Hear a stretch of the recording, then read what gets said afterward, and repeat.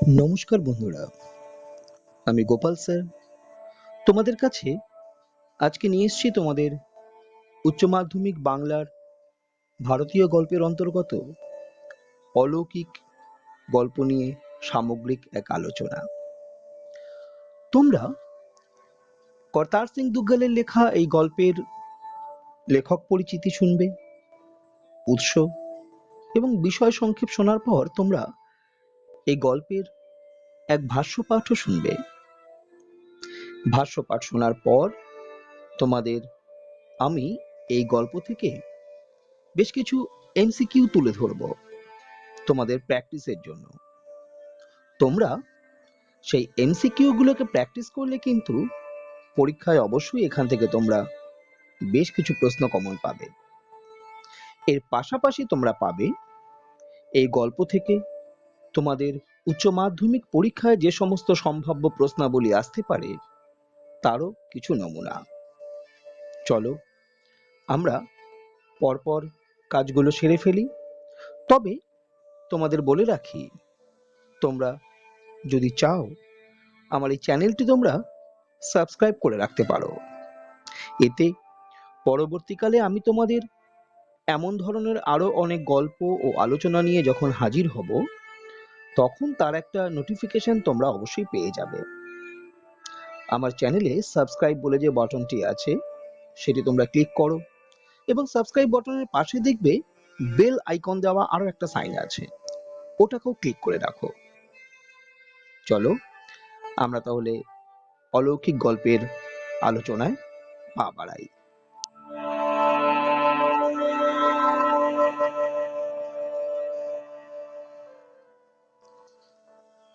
বিশ শতকের 40-এর দশকের একজন গল্পকার হলেন এই করতার সিং দুগ্গল। তার লেখায় পাঞ্জাবের মাটি, জল, মানুষের অন্তরঙ্গ ছবি ধরা পড়ে। সাধারণ মানুষজন তার গল্পে বরাবরই অসাধারণ হয়ে উঠেছেন। চলমান সময়কে তিনি দেখেছেন, অনুভব করেছেন হৃদয় দিয়ে। ছোট গল্পের মিত ভাষণে তার গল্পের কাহিনীকে তিনি অপরূপ অভিনব এক রূপ দিয়েছেন। তার কালের জীবন সংকেত তার গল্পে দেখা যায়। দেশজ পটভূমিতে গল্প লেখেন তিনি। ইতিহাসের নানা তথ্য তার নির্মাণে অপূর্ব ভাষ্যে দেখা যায়। সব মিলিয়ে তার গল্প হয়ে ওঠে সময়ের যথার্থ এক উত্তরাধিকার। এই করতার সিং দুগ্গল 1917 সালের বর্তমান পাকিস্তানের রাওয়ালপিন্ডির ধামিয়ালে জন্মগ্রহণ করেছিলেন। 20 শতকের 40-এর দশকের প্রথম দিকে করতার সিং দুগ্গলের লেখা 3টি গল্প সংকলন প্রকাশিত হয়েছিল। এই গল্প সংকলনগুলো হলো সার্ভেসার অর্থাৎ ভোরে, পিপল পাতিয়া অর্থাৎ আশুদ্ধ পাতা, কুড়ি কাহানি কর দি গই অর্থাৎ মেয়েটি গল্প বলে চলে।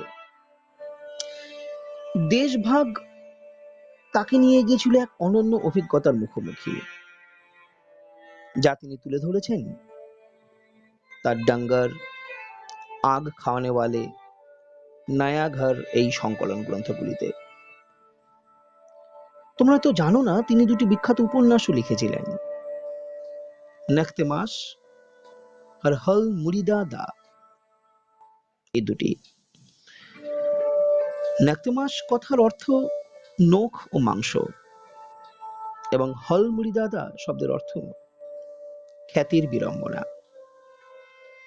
এই করতার সিং দুগ্গল 2012 খ্রিস্টাব্দের 26শে জানুয়ারি আমাদের ত্যাগ করে পরলোক গমন করেন।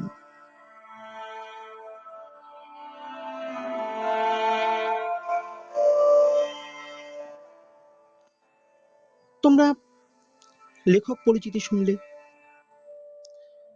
তোমাদের মধ্যে অনেকেই জানো না এই অলৌকিক গল্পের মূল গ্রন্থের নাম কি জানো? এই গল্পটি জ্যোৎস্না রাতের ট্র্যাজেডি নামে একটি গ্রন্থ থেকে সংগৃহীত হয়েছে। তাই যদি পরীক্ষায় আসে যে এই গল্পের মূল গ্রন্থের নাম কি, তোমরা কিন্তু অতি অবশ্যই বলবে জ্যোৎস্না রাতের ট্র্যাজেডি।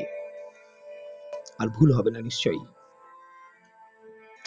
আমরা এবার এই গল্পের যে সামগ্রিক কাহিনী সেটিকে ছোট করে একটু আলোচনা করে নিই, তারপর তোমরা এর ভাষ্যপাঠ শুনবে।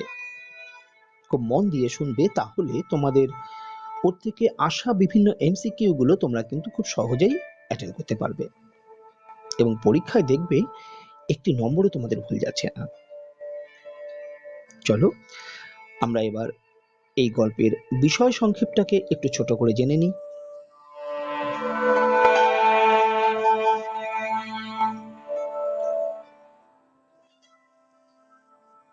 20 শতকের 5-এর দশকের ভারতীয় কথা সাহিত্যিকদের মধ্যে এক খ্যাতনামা লেখক ছিলেন এই করতাল সিং দুগ্গল।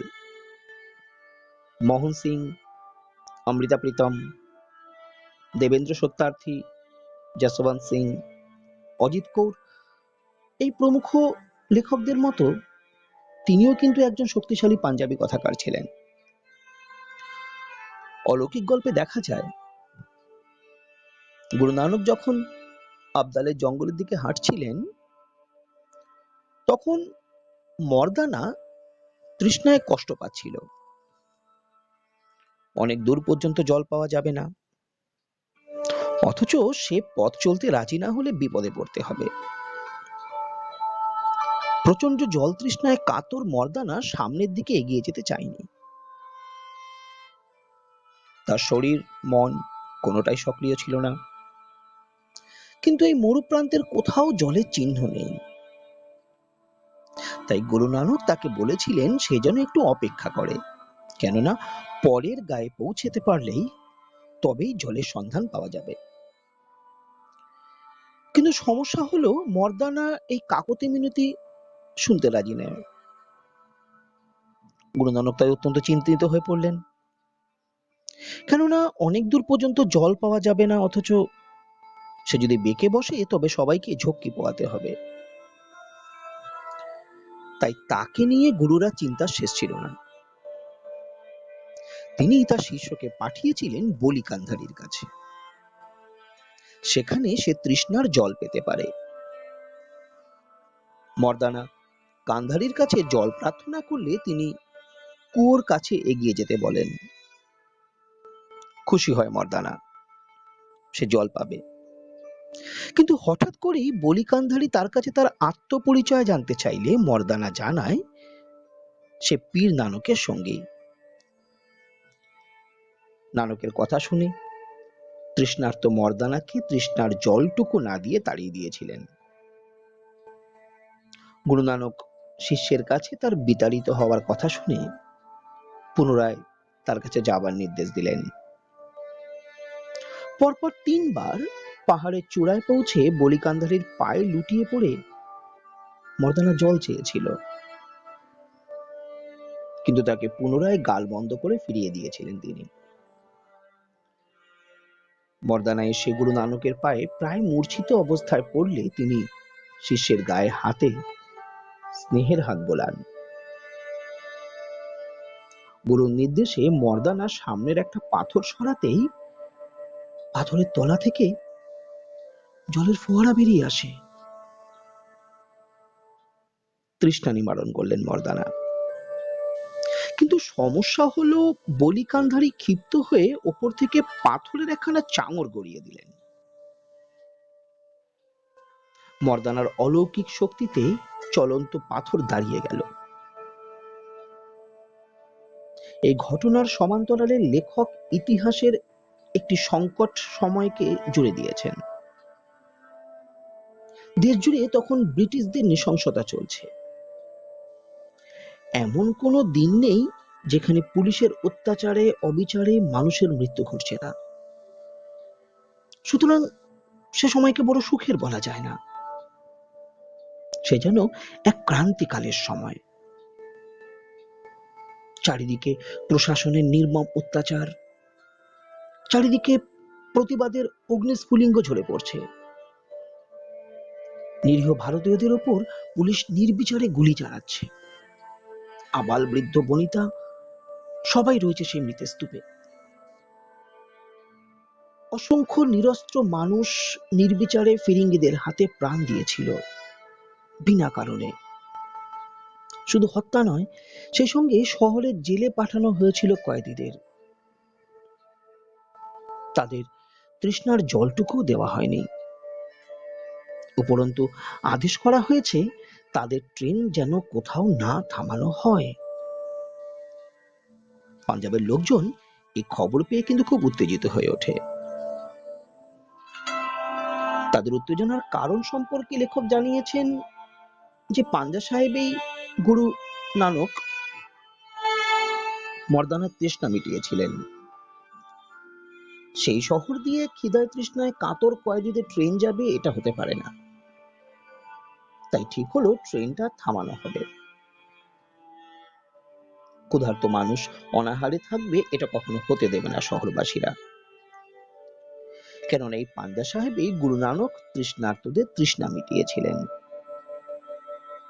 সুতরাং দেশপ্রেমিকদের জল রুটির ব্যবস্থা করতে গিয়ে রেল লাইনে দাঁড়িয়েছিলেন অসংখ্য মানুষ। না, ট্রেন থামেনি। ফলে অসংখ্য মানুষ মারা গিয়েছিল। গল্পকথক পুনরায় যখন মায়ের কাছে গুরু নানকের গল্প শুনেছিল তখন তার চোখে জল চলে এসেছিল। এই জল অবশ্য তাদের জন্য যারা জীবনকে তুচ্ছ করে ট্রেন থামিয়ে দেশবাসীকে জল রুটি সব পৌঁছে দিয়েছিল।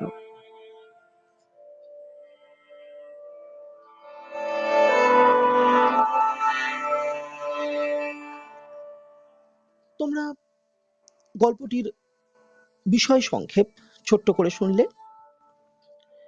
আমরা এই গল্পের নামকরণ নিয়ে সামান্য আলোচনা করতে পারি, যাতে তোমাদের যদি প্রশ্ন আসে যে অলৌকিক গল্পের নামকরণের সার্থকতা আলোচনা করো, তবে তোমাদের কোনো সমস্যা হবে না। তোমরা বারংবার আমার এই ভয়েস নোটগুলো শুনতে পারো। আমি সবসময় চেষ্টা করি এগুলোর দ্বারা তোমাদের মনে প্রবেশ করার এবং সত্যি বলতে কি তোমাদের মনটাকে জয় করে নেওয়ার। আমি জানি তোমরা এই ভয়েস শুনতে শুনতে এর প্রতি একটু হলেও আকৃষ্ট হচ্ছ এবং অপেক্ষা করে রয়েছো এর পরে আমি কি বলি তা শোনার জন্য। তাই তোমাদের আর ধৈর্যের বাঁধ না ভেঙে আমি এবার এই গল্পের নামকরণ নিয়ে আলোচনা করছি। চলো দেখো, অলৌকিক গল্পের এই যে নামকরণ তা কিন্তু অত্যন্ত ব্যঞ্জনাধর্মী।